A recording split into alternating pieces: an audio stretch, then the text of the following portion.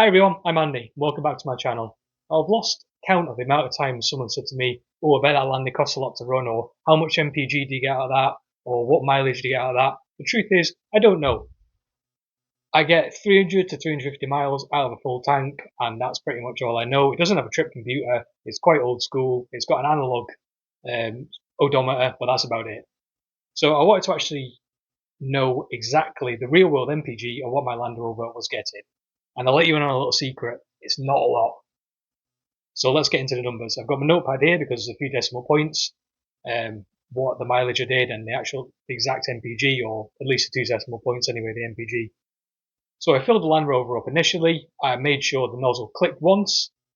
I didn't want to click it and click it and click it and fill it right to the neck. I made sure it clicked once, and I'm pretty sure it came up to about halfway on the actual neck. So pretty full. Definitely went over the gauge anyway. In between then, I did 271.3 miles. I cruised about 55 miles per hour, did a few 50 miles an hour, didn't accelerate at all, and to be honest, drove like Miss Daisy because I was behind a lot of lorries on single roads and there was just no way to overtake them. So I just sat back, kicked back, and just cruised. So in theory, if you were driving a normal car, you'd be getting quite a lot of MPG. This was optimal MPG. It wasn't windy, it wasn't raining, it was 16 to 19 degrees, partly cloudy. It wasn't overly hot, so it was absolutely optimal conditions for the Land Rover to see what it could actually do. And bear in mind, this has been stage 2 remapped, so we'll see how it goes. So after doing the 271.3 miles, I want to be exact as possible, and I did say that at the start, so as exact and as scientific and as practical as I could be anyway. So the 271.3 miles, I filled it back up and I made sure it clicked once again, and then I'll punch the numbers into that calculator online, which I'll link in the description below. So at 147.9, diesel has gone up a little bit. It's still not exactly cheap. It's better than it was about a year and a half, I believe, ago. I think it was hovering around 160 to 170, even towards 190, which is absolutely ridiculous for diesel, but it is what it is. So 147.9 isn't too bad, I suppose, in relative terms anyway. Hello to the friends in America who are laughing at me just now because we pay that much VAT on the actual diesel. So I'll put the figures up out of the calculator, and I got 27.26 miles per gallon real world.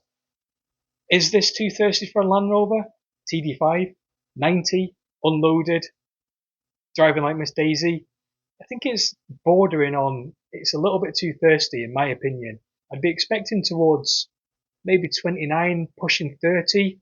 Tell me your thoughts. What do you get in your Land Rover TD5 or your Defender? You get over 30? Have you geared it differently? This is standard gearing, a 1.4 ratio transfer box, standard 5-speed box as well, and obviously it's got the stage 2 remap. When I say it's bordering on being a bit too thirsty, I think this is down to the actual remap itself, because yes, it is fast and it feels good, but I think the novelty wears off very quickly when you're driving a Land Rover, because yes, you can get up to 50 relatively quickly, but at 50 you're like, well, if this is me cruising now, and you just want it to be a little bit quieter, and I feel like it's boosting too much. I actually put it on the my diagnostic computer, and it's boosting like about 1 bar, which isn't too bad. And I tried to adjust the rod, but it didn't seem to do absolutely anything to the boost. So yeah, I don't know what the deal is with that, but it's boosted 1 bar on the diagnostic computer anyway. This has sort of led me down the road now, I think. Has the novelty worn off on the actual stage 2 remap? Yes, it's quick, but once you get up to speed at 50, 55, you can just hear the boost all the time. It's just on it. And as soon as you press the throttle, it just takes off. And yes, it's good, but I think the novelty's worn off maybe a little bit. So what I'm going to do is I'm going to reset it back to factory standard on the ECU. So I'm basically going to like detune it back to 120 brake or 122. I think it's standard.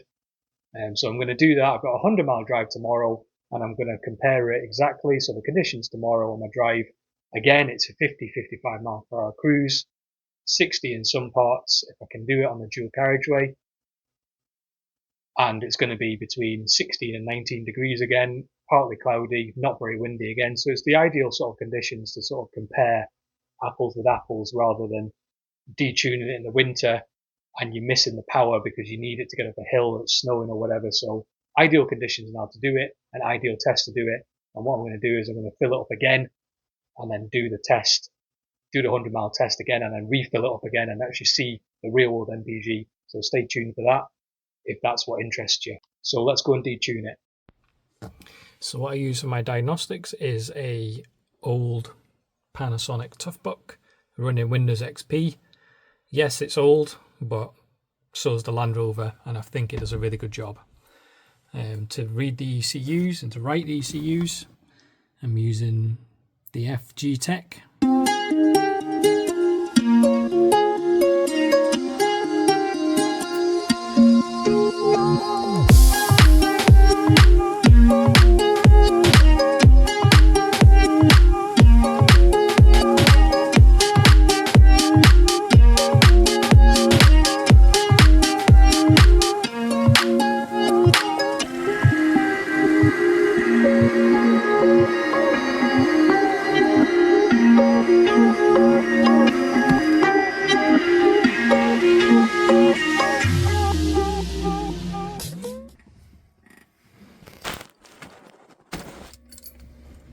And just like that, it's done. So this bit always makes me nervous when I go to restart it to see if it actually restarts. So let's have a look.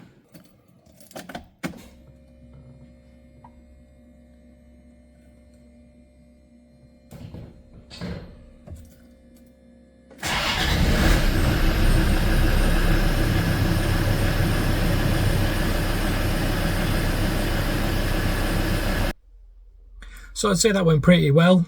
Successfully detuned the Land Rover. We'll see how it drives tomorrow.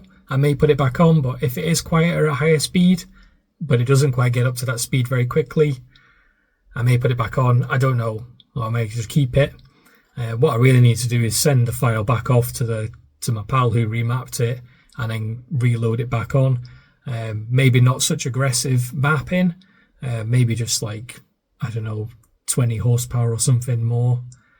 Just a nice steady map, nothing crazy, quieter at higher speed, and maybe fiddle it a little bit and zero it in on what I actually want the Land Rover to do rather than just be as quick as it can be. So I hope you enjoyed this video. I'll see you next time. Bye now.